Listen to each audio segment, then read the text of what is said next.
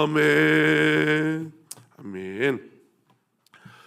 오늘 우리에게 주신 하나님 말씀은 요한복음 17장 20절에서 26절까지 말씀입니다.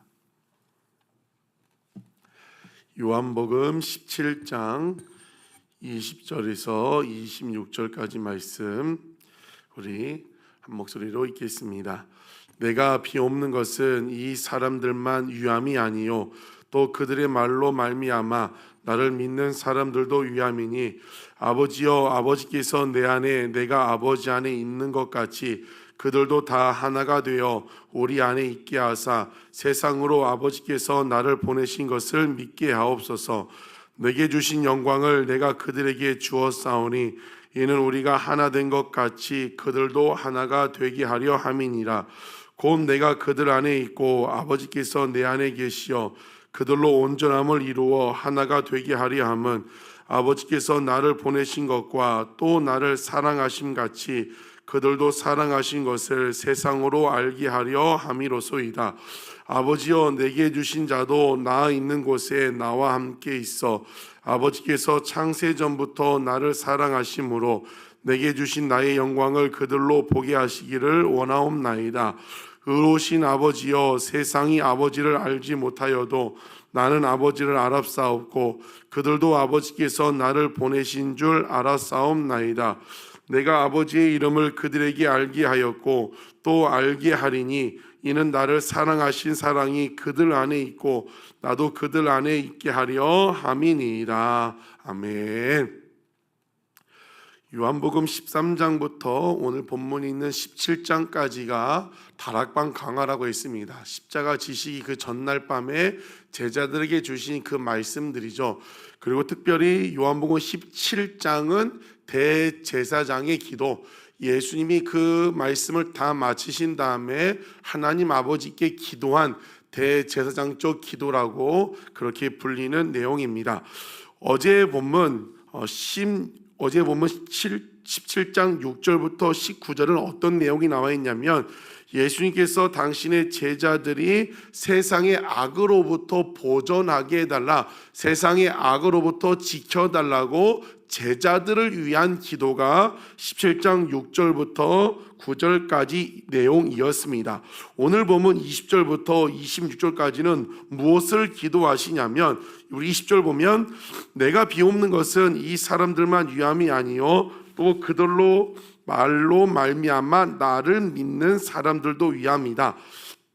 한마디로 무슨 말이냐면 그들의 말로 말미암아 제자들이에요. 예수님이 12 제자들 그들의 말로 말미암아 나를 믿는 사람들, 앞으로 예수님이 십자가 죽으시고 부활 승천하신 다음에 이제 제자들이 나가서 복음을 전합니다. 성령이 임해서 교회가 탄생하고 그 제자들과 교회들에 의해서 복음이 전파돼서 믿게 되는 사람들, 그리고 지금은 아니지만 그 미래의 앞으로의 성도들, 신자들을 위한 기도입니다. 그 안에는 누구도 포함되어 있는 거예요. 저와 여러분 우리도 포함되어 있는 것입니다.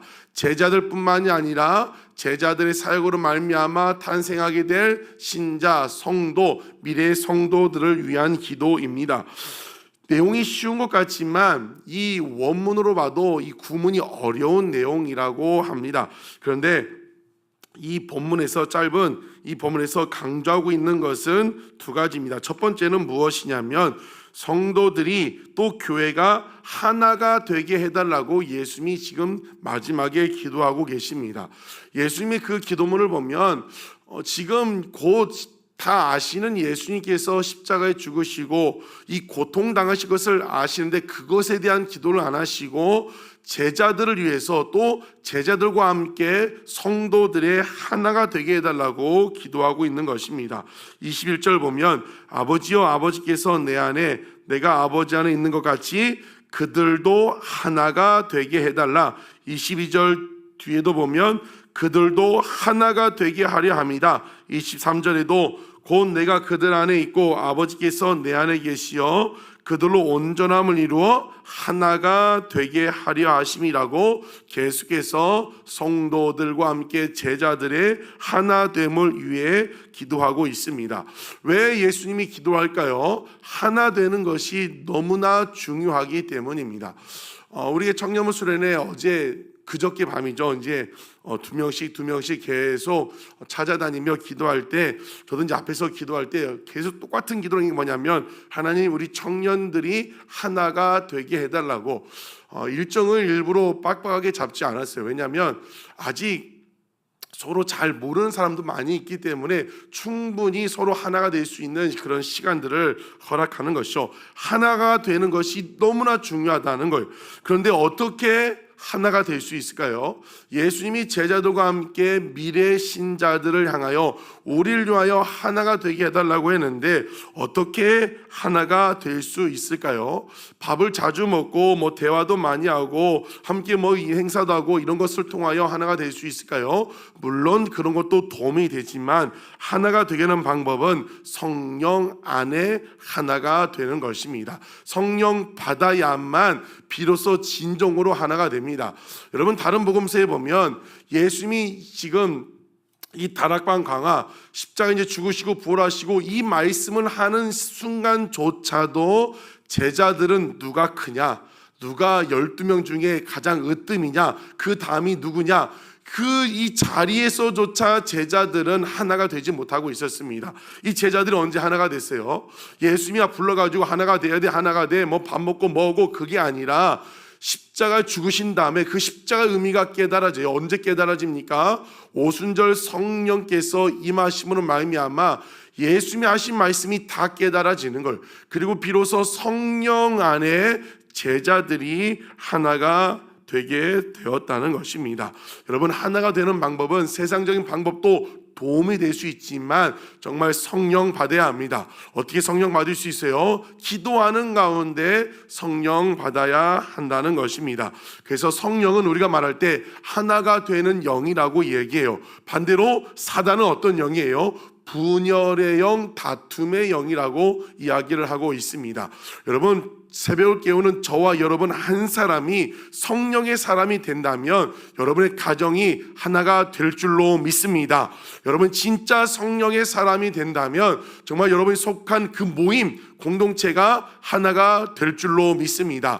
하나님은요, 늘 모든 사람이 다 성령 충만하고 그것도 중요하지만 늘 먼저 한 사람을 통하여 그 이스라엘 백성들 200만 300만 되는 사람 모세를 통하여 구원하시고, 여리고 정복 전쟁도, 그 가나안 정복 전쟁도 그 여호수아 갈렙 이 소수를 통하여 늘 역사하십니다. 바라기는 새벽 깨운 여러분이 정말 성령의 사람, 성령 충만한 사람 되시기를 주의 이름으로 축복합니다.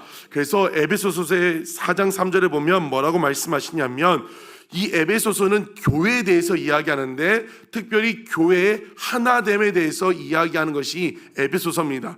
그런데 에베소서 4장 3절에 뭐라고 말씀하시냐면 성령의 하나가 되게 하신 것을 힘써 지키라는 거예요. 하나가 된 걸 누가 만들어 주신 거예요? 성령께서 만들어 주셨는데 그 하나됨을 위해서 힘써 지키라. 기도하고 말씀하고 나누고 베풀고 섬김으로 하나가 되게 하신 것을 힘써 지키는 것입니다. 3월을 시작하고 있습니다. 새로운 봄과 함께 새로운 시작을 알리고 있습니다. 정말 성령 충만하면 에스겔 47장과 함께 요한복음 초막절 설교를 통하여 흘러간다고 했습니다. 정말 저만 성령 충만하면, 여러분이 성령 충만하면 여러분의 가정이 하나가 될 줄로 믿습니다. 왜 우리 부부는, 우리 부모 자식과는 왜 하나가 되지 못할까? 내가 성령 충만하지 못하기 때문에. 내가 성령 충만하면 흘러간다고 했는데 나로부터 흘러가는 생명수가 나오지 않기 때문에 오늘 새벽에 일찍 나오고 또 앞에 기도하는데 계속해서 주님 주신 그 세미한 음성이 뭐냐면 기도를 계속하라, 기도를 계속하라. 여러분 정말 새벽 깨운 귀한 여러분, 기도를 계속함으로 말미암아 여러분을 통하여 하나가 될 줄로 믿습니다. 사단은 분열의 영이라고 했습니다. 자꾸 저 사람은 왜 그럴까? 못마땅한 생각이 들고 왜 그럴까? 우리 남편은, 우리 아내는, 우리 아내들은 또 교회에서도 누군가를 향한 그 마음 누가 주는 마음이에요? 분열의 영의 대장 되신 사단이 주는 마음인 우리는 성령으로 하나 되고 성령이 하나가 되신 것을 힘써 지킬 수 있는 귀한 성도님 되시기를 주의 이름으로 축복합니다.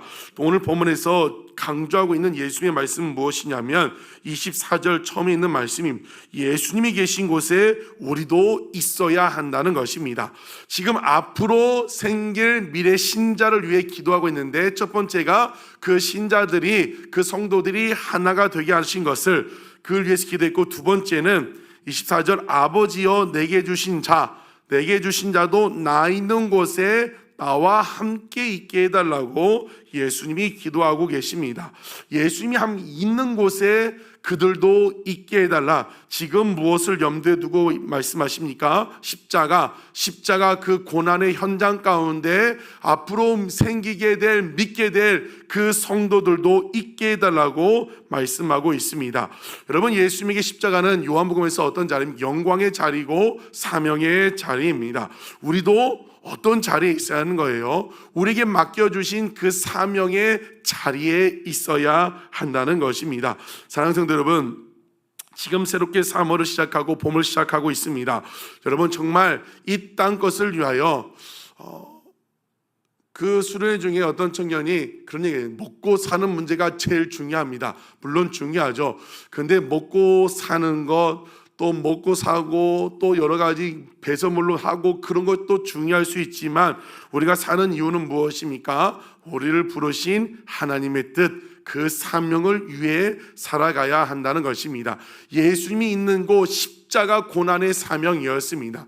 여러분, 사명은 쉬운 것이 아닙니다. 그래서 예수님이 나를 따르려거든, 그 예수님이 있는 곳에 있으려거든 자기를 부인하고 내 십자가를 지고 예수님을 따라가라고 말씀하고 있습니다. 지금 여러분에게 주신 십자가가 무엇입니까? 가족 구원, 자녀들을 믿음으로 회복시킨 것도 여러분의 십자가일 수 있습니다. 그렇기 때문에 쉽지 않다는 거죠.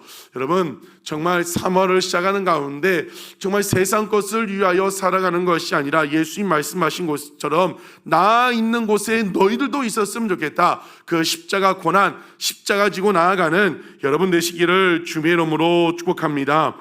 또 하나, 예수님이 내게 주신 자도 나 있는 곳에 있었으면 좋겠다라고 말씀하신 것은 또 어떤 의미가 있냐면 예수님의 마음이 있는 곳, 예수님의 시선이 있는 곳에 우리도 있어야 한다는 것을 말씀하고 있습니다.